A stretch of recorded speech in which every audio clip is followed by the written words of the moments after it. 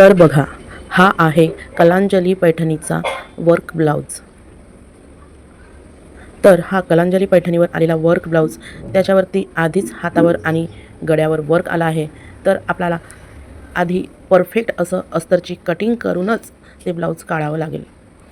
खालचा आणि वरचा वर्क सेम असा ठेवून त्याला एक टाचणी लावून वरचा आणि खालचा कापड इकडे तिकडे घसरला नाही पाहिजे. एक हात सेंटरमध्ये तर एका हाताची डिझाईन साईडनं नाही गेली पाहिजे. त्यासाठी मी त्याला एक टाचणी लावून त्याचे 4 पदरामध्ये फोल्ड करून घेणार आणि परफेक्ट साईजनुसार जे अस्तर कटिंग केलं आहे ते त्याच्यावरती ठेवून त्याला थोडासा अर्धा इंच एक्स्ट्रा मार्जिन देऊन हा कापड कटिंग करून घेणार आहे.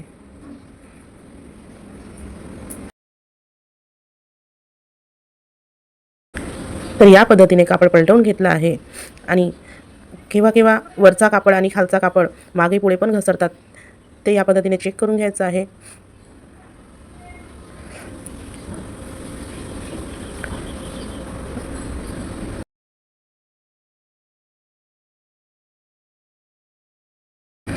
तर कस्टमरच्या हाताची लेंथ होती 9.5 इंच. मी 1 इंच एक्स्ट्रा वाढवून 10.5 इंच घेतले आहे आणि जो आर्महोलचा जो मागचा भाग आहे त्याच्यात 3.5 इंच मायनस करून अशा पद्धतीने अस्तरची कटिंग परफेक्ट करून घेतली आहे. आणि जो वर्क कापड आपल्याला कटिंग करायचा आहे तो अस्तरला हलका अर्धा इंच एक्स्ट्रा ठेवून कटिंग करून घेणार आहे.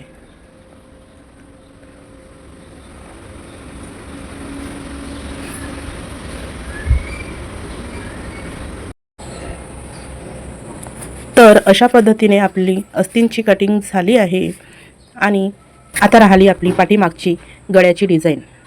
ही पाठीमागची गळ्याची वर्क आहे.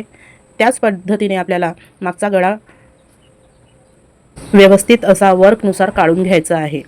तर मागची कटिंग अस्तरची मी परफेक्ट अशी आधीच काढून ठेवली आहे आणि ही वर्क इकडे तिकडे न सरकता त्याला बरोबर एकाखाली एक घेऊन त्याला एक टाचणी पिन लावून घ्यायची आहे की ती वर्क जर सरकली तर आपला गळा पण एक साईड होणार.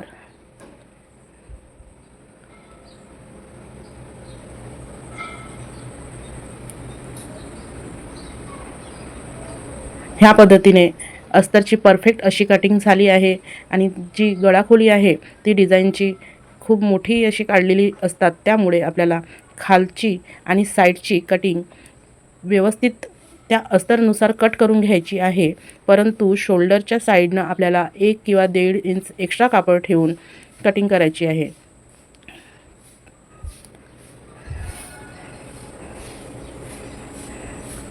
जर आपण ही शोल्डरच्या साईडनी एक्स्ट्रा कापड न ठेवता अस्तरनुसारच कटिंग केली तर आपली शोल्डर पट्टी खूप अशी छोटी निघू शकते जर आपण त्या वर्कनुसार गळ्याला सिलाई केली तर. पण आपल्याला आतमध्ये गळ्याची जी सेंटर लाईन आहे तिथून हलकी सिलाई देऊन स्टिच करून अर्धा इंचपेक्षा थोडा जास्त असा कापड शिलाईमध्ये काढून घ्यायचा आहे आणि त्याचंच एक सेंटर तयार करून घ्यायचं आहे. आणि मग आपण अस्तरवर हे जे वर्कवालं ब्लाऊजचं कापड ठेवलं तर आपले शोल्डर थोडे जवळ येतील आणि शोल्डर कमी निघणार नाही. आणि जे सिलाई आहे तो सेंटरचा मध्यभाग अस्तरच्या सेंटरला व्यवस्थित जोडून आपल्याला डिझाईनच्या काठोकाठ सिलाई देऊन आणि खाली कमरेच्या किनारीला सिलाई देऊन ते पलटवून घ्यायचं आहे. तर या पद्धतीने कमरेची सिलाई झाली आहे आणि आपल्याला गळ्याच्या डिझाईननुसार शिलाई करायची आहे. त्यासाठी आपल्याला वर्कनुसार कापड सेट करून घ्यायचं आहे आणि एक टाचणी पिन लावून घ्यायची आहे. तर ती टाचणी पिन लावल्यानंतर आपला कापड इकडे तिकडे सरकणार नाही. केव्हा ही डिझाईन जर आपण बरोबर ठेवली नाही तर आपला एक शोल्डर छोटा एक शोल्डर मोठा पण निघू शकते. आणि हे वर्कनुसार शिलाई करायला आपल्याला सिंगल पावड्याची गरज आहे. पण जर आपल्याकडे सिंगल पावडं नसेल तर आपण डबल पावड्यामध्ये पण व्यवस्थित सिलाई घेऊन पलटवून घेऊ शकतो. सिलाई घेतल्यानंतर अर्धा इंचचा कापड ठेवून आपल्याला ते मधातला कापड कटिंग करून काढून घ्यायचं आहे.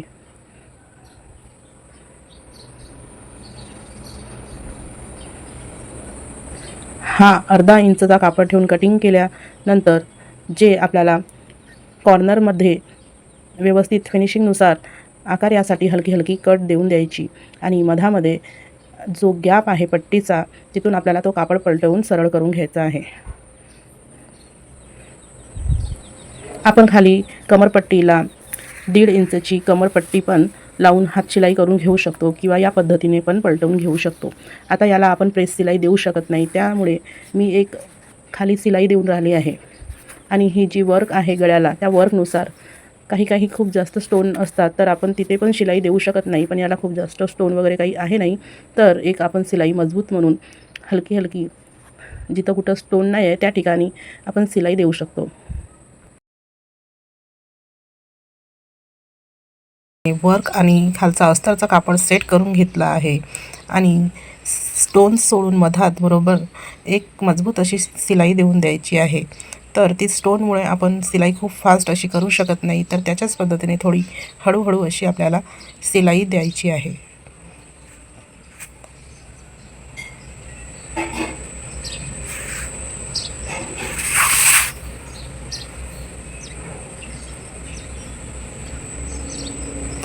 जर किंवा बाजूच्या साईडने जर असे स्टोन आले तर ते स्टोन आम्ही काढून घेत असतो.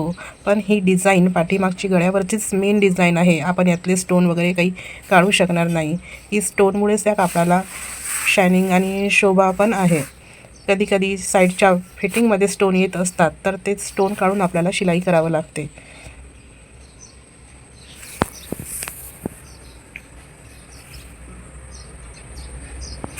स्टोनला बघूनच हळूहळू शिलाई घेऊन राहिली आहे. तर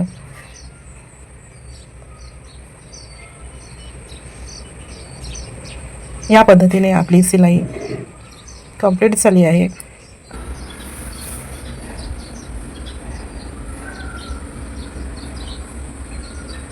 आणि ही गळ्याची शिलाई कंप्लीट झाल्यानंतर आपल्याला साईडची कोटिंग करून घ्यायची आहे.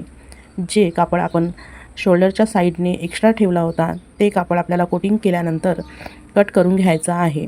एक्स्ट्रा कापड उरून असलेला कामाचा जर कापड कमी गेला तर नंतर प्रॉब्लेम होण्यापेक्षा एक्स्ट्राचा असलेला आपण कट करून काढून घेऊ शकतो. या पद्धतीने आपली अस्तर आणि मेन कापडाची कोटिंग करून झाली आहे.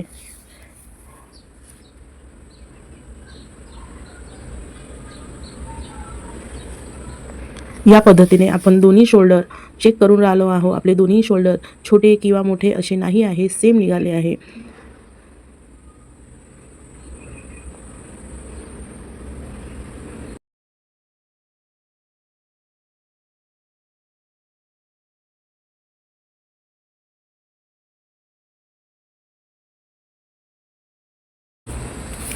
तर आता राहिली आपली कमरेची 4 इंचाची अर्धा इंचवाली टक्स.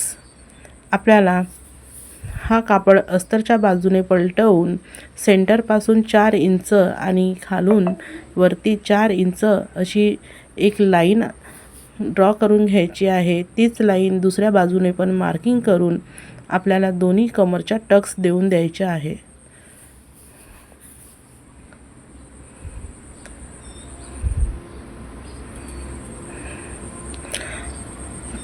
कमरेला 1.5 किंवा 1.5 इंचची 2 इंचची कमरपट्टी नसल्यामुळे आपल्याला जे टक्स देऊन राहिलो ती टक्स खालच्या बाजूने चांगल्या पद्धतीने मजबूत घ्यायची आहे.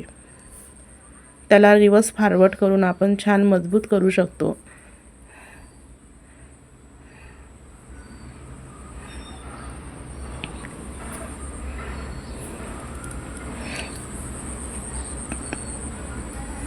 तर ह्या पद्धतीने आपला बॅक साइड नेक तयार झाला आहे.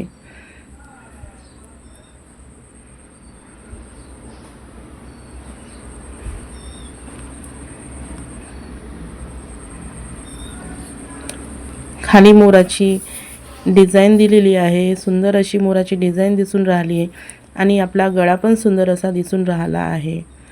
तर आता राहिली आपल्या हाताची तर कटिंग मगाची झालेली होती, आता त्याची कोटिंग बाकी आहे.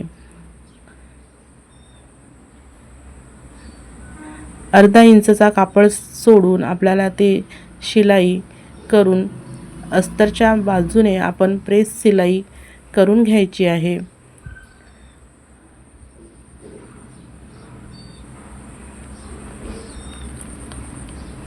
या पद्धतीने प्रेस शिलाई झाल्यानंतर अस्तरनुसार पूर्ण अस्तींची कोटिंग करून घ्यायची आहे आणि जे उरलेला कापड आहे त्याला कटिंग करून घ्यायचं आहे.